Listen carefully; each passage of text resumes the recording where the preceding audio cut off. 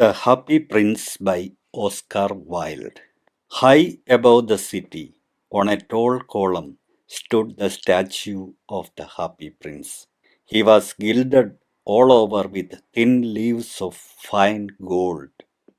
For eyes, he had two bright sapphires, and a large red ruby glowed on his sword hilt. He was very much admired indeed. "He is as beautiful as a weathercock," remarked one of the town councillors, who wished to gain a reputation for having artistic tastes. "Only not quite so useful," he added, fearing lest people should think him unpractical, which he really was not. "Why can't you be like the Happy Prince?" asked the sensible mother of her little boy, who was crying for the moon. "The Happy Prince never dreams of crying for anything. I am glad there is someone in the world who is quite happy," muttered a disappointed man as he gazed at the wonderful statue. "He looks just like an angel," said the charity children as they came out of the cathedral in their bright scarlet cloaks and their clean white pinafores. "How do you know?" said the mathematical master. "You have never seen one." "But we have in our dreams," answered the children, and the mathematical master frowned and looked very severe, for he did not approve of children dreaming. One night there flew over the city a little swallow. His friends had gone away to Egypt 6 weeks before, but he had stayed behind, for he was in love with the most beautiful reed. He had met her early in the spring as he was flying down the river after a big yellow moth, and had been so attracted by her slender waist that he had stopped to talk to her. "Shall I love you?" said the swallow, who liked to come to the point at once, and the reed made him a low bow. So he flew round and round her, touching the water with his wings and making silver ripples. This was his courtship, and it lasted all through the summer. "It is a ridiculous attachment," twittered the other swallows. "She has no money and far too many relations." And indeed, the river was quite full of reeds. Then, when the autumn came, they all flew away. After they had gone, he felt lonely and began to tire of his lady love. "She has no conversation," he said, "and I am afraid that she is a coquette, for she is always flirting with the wind." And certainly, whenever the wind blew, the reed made the most graceful courtesies. "I admit that she is domestic," he continued, "but I love traveling, and my wife, consequently, should love traveling also. Will you come away with me?" he said finally to her. But the reed shook her head. She was so attached to her home. "You have been trifling with me," he cried. "I am off to the pyramids. Goodbye." And he flew away. All day long he flew, and at night time he arrived at the city. "Where shall I put up?" he said.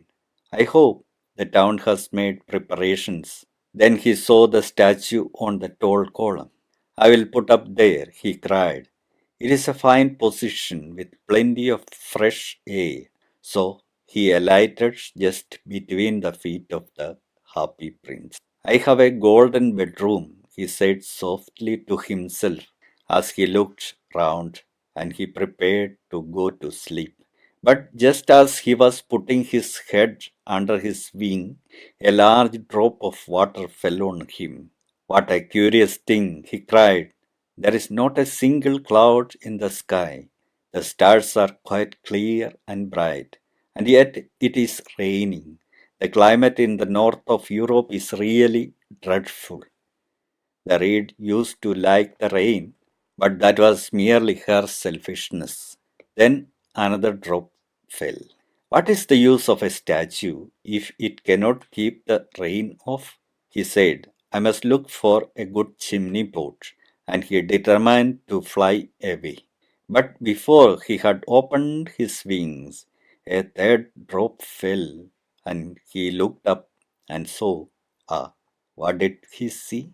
The eyes of the happy prince were filled with tears, and tears were running down his golden cheeks.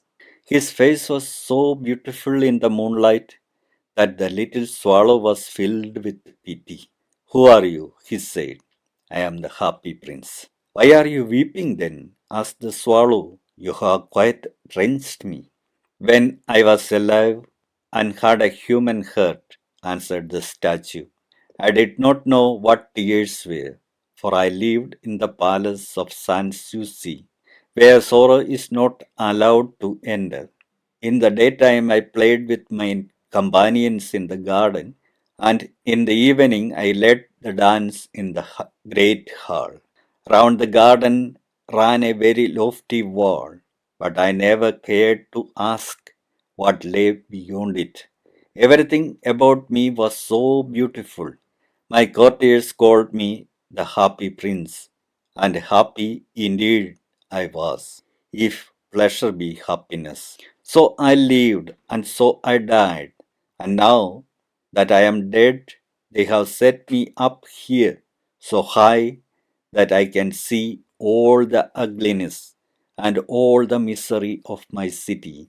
And though my heart is made of lead, yet I cannot choose but weep. What? Is he not solid gold? Said the swallow to himself. He was too polite to make any personal remarks out loud.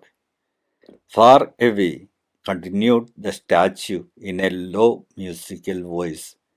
Far away in a little street there is a poor house. One of the windows is open, and through it I can see a woman seated at a table. Her face is thin and worn, and she has square red hands, all pricked by the needle, for she is a seamstress. She is embroidering passion flowers on a satin gown for the loveliest of the queen's maids of honor to wear at the next court ball. In a bed in the corner of the room, her little boy is lying ill. He has fever and is asking for oranges. His mother has nothing to give him but river water. So he is crying, swallow, swallow, my little swallow, will you not bring her the ruby out of my sword hilt? My feet are fastened to this pedestal, and I cannot move. I am waited for in Egypt, said the swallow. My friends are flying up and down the Nile and talking to the large lotus flowers. Soon they will go to sleep in the tomb of the great king. The king is there himself in his painted coffin. He is wrapped in yellow linen and embalmed with spices. Round his neck is a chain of pale green jade, and his hands are like withered leaves. Swallow, swallow, little swallow, said the prince, will you not stay with me for one night and be my messenger? The boy is so thirsty, and the mother so sad. I don't think I like boys, answered the swallow. Last summer, when I was staying on the river, there were two rude boys, the miller's sons, who were always throwing stones at me. They never hit me, of course. We swallows fly far too well for that. And besides, I come of a family famous for its agility. But still, it was a mark of disrespect. But the happy prince looked so sad that the little swallow was sorry. It is very cold here, he said, but I will stay with you for one night and be your messenger. Thank you, little swallow, said the prince. So the swallow picked out the great ruby from the prince's sword and flew away with it in his beak over the roofs of the town. He passed by the cathedral tower where the white marble angels were sculptured. He passed by the palace and heard the sound of dancing. A beautiful girl came out on the balcony with her lover. How wonderful the stars are, he said to her, and how wonderful is the power of love. I hope my dress will be ready in time for the state ball, she answered. I have ordered passion flowers to be embroidered on it, but the seamstresses are so lazy.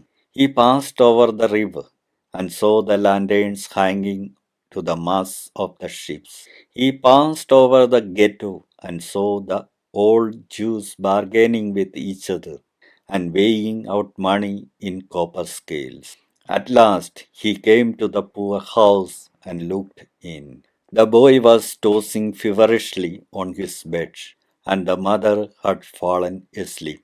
She was so tired. In he hopped and laid the great ruby on the table beside the woman's thimble. Then he flew gently round the bed, fanning the boy's forehead with his wings. How cool I feel, said the boy. I must be getting better.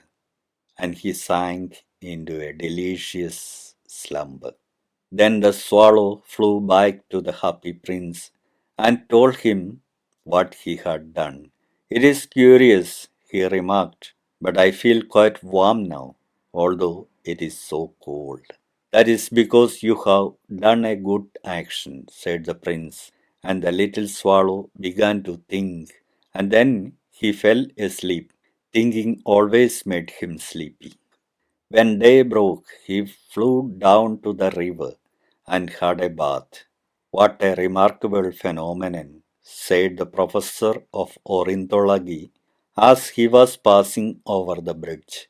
A swallow in winter. And he wrote a long letter about it to the local newspaper.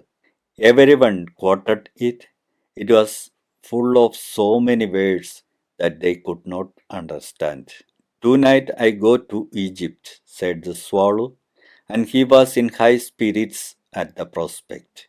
He visited all the public monuments and sat a long time on top of the church steeple.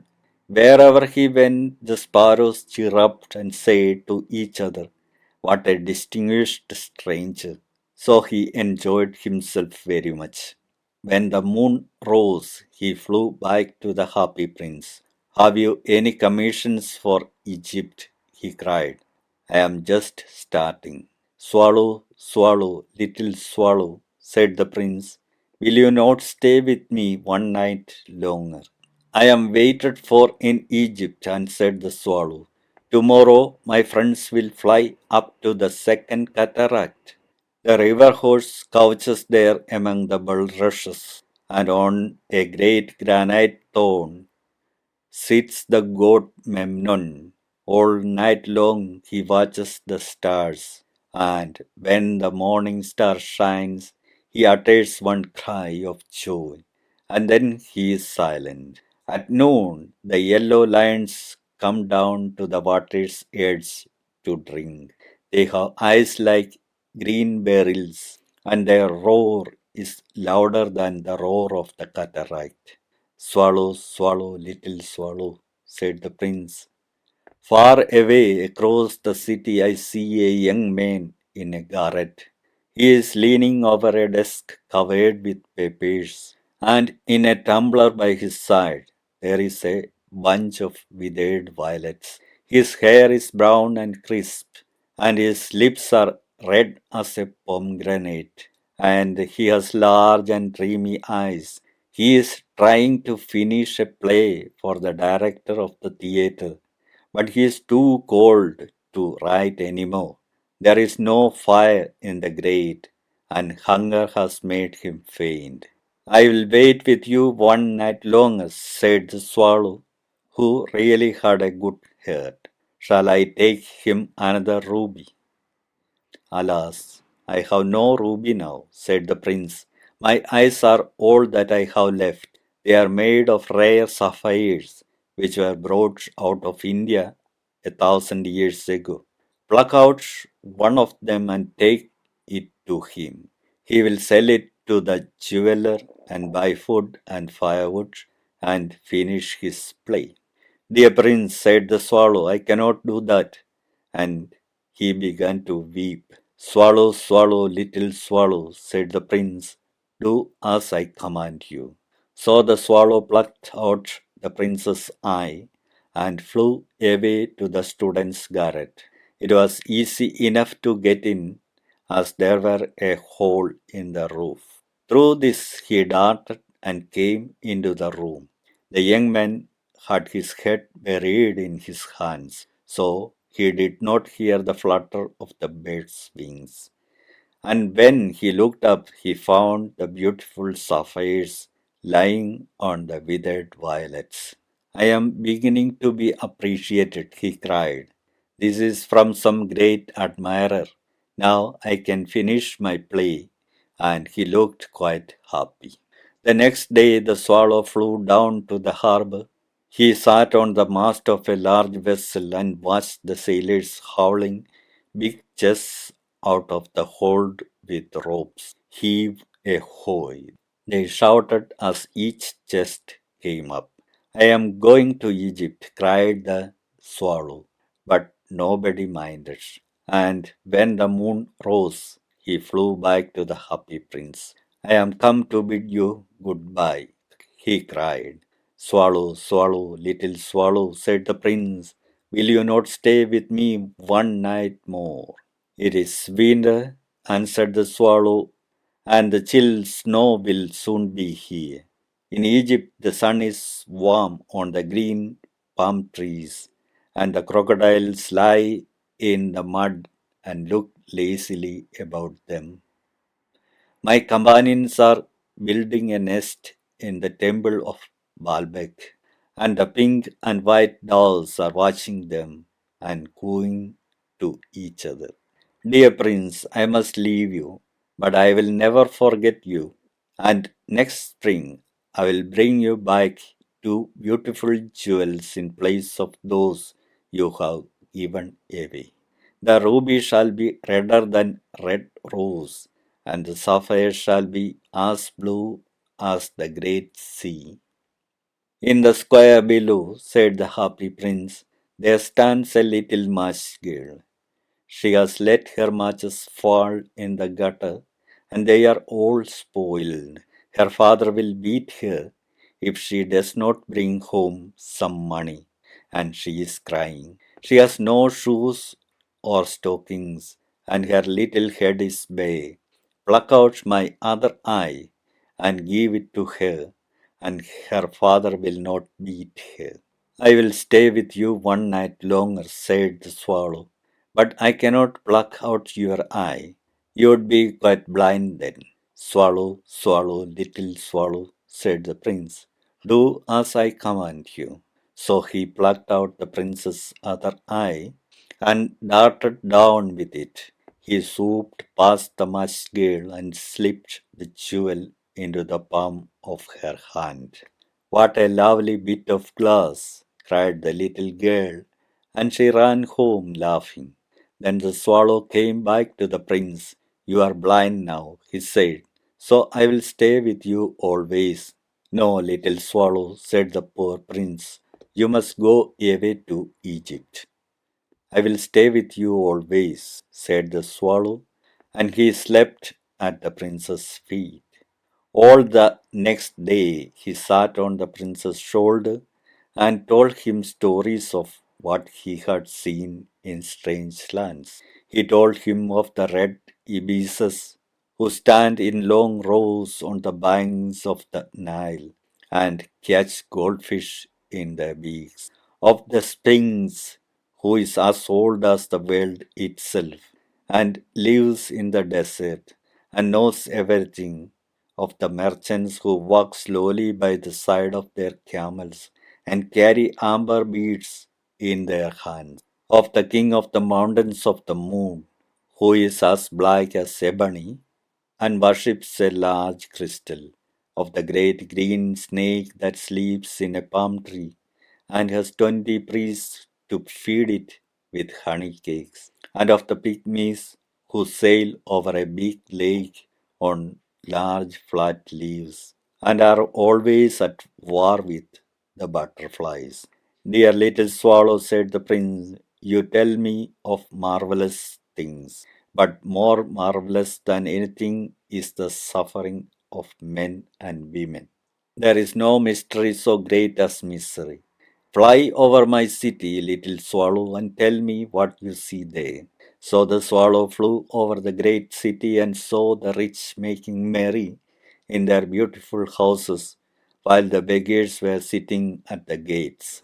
He flew into dark lanes and saw the white faces of starving children looking out listlessly at the black streets. Under the archway of a bridge, two little boys were lying in one another's arms to try and keep themselves warm. How hungry we are, they said. You must not lie here, shouted the watchman, and they wandered out into the rain. Then he flew back and told the prince what he had seen. I am covered with fine gold, said the prince. You must take it off, leaf by leaf, and give it to my poor. The living always think that gold can make them happy. Leaf after leaf of the fine gold the swallow picked off, till the happy prince looked quite dull and grey. Leaf after leaf of the fine gold he brought to the poor, and the children's faces grew rosier, and they laughed and played games in the street. We have bread now, they cried. Then the snow came, and after the snow came the frost. The streets looked as if they were made of silver. They were so bright and glistening. Long icicles like crystal daggers hung down from the eaves of the houses. Everybody went about in furs, and the little boys wore scarlet caps and skated on the ice. The poor little swallow grew colder and colder, but he would not leave the prince. He loved him too well. He picked up crumbs outside the baker's door when the baker was not looking, and tried to keep himself warm by flapping his wings. But at last he knew that he was going to die. He had just strength to fly up to the prince's shoulder once more. Goodbye, dear prince, he murmured. Will you let me kiss your hand? I am glad that you are going to Egypt at last, little swallow, said the prince. You have stayed too long here, but you must kiss me on the lips, for I love you. It is not to Egypt that I am going, said the swallow. I am going to the house of death. Death is the brother of sleep, is he not? And he kissed the happy prince on his lips and fell down dead at his feet. At that moment, a curious crack sounded inside the statue, as if something had broken. The fact is that the leaden heart had snapped right into two. It certainly was a dreadfully hard frost. Early the next morning, the mayor was walking in the square below in company with the town councillors.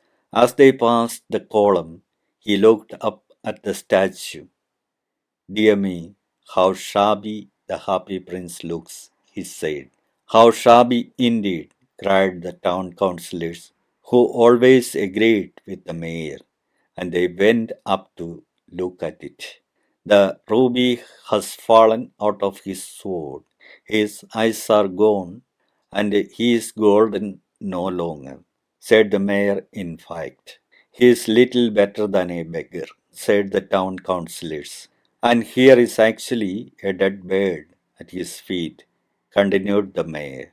We must really issue a proclamation that birds are not to be allowed to die here. And the town clerk made a note of the suggestion. So they pulled down the statue of the happy prince. As he is no longer beautiful, he is no longer useful, said the art professor at the university. Then they melted the statue in a furnace, and the mayor held a meeting of the corporation to decide what was to be done with the metal.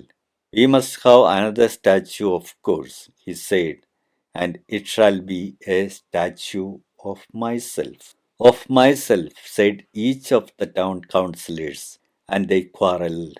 When I last heard of them, they were quarrelling still. What a strange thing, said the overseer of the workmen at the foundry. This broken lead heart will not melt in the furnace. We must throw it away. So they threw it on a dust heap where the dead swallow was also lying. Bring me the two most precious things in the city, said God to one of his angels. And the angel brought him the leaden heart and the dead bird. You have rightly chosen, said God, for in my garden of paradise this little bird shall sing for evermore, and in my city of gold the happy prince shall praise me.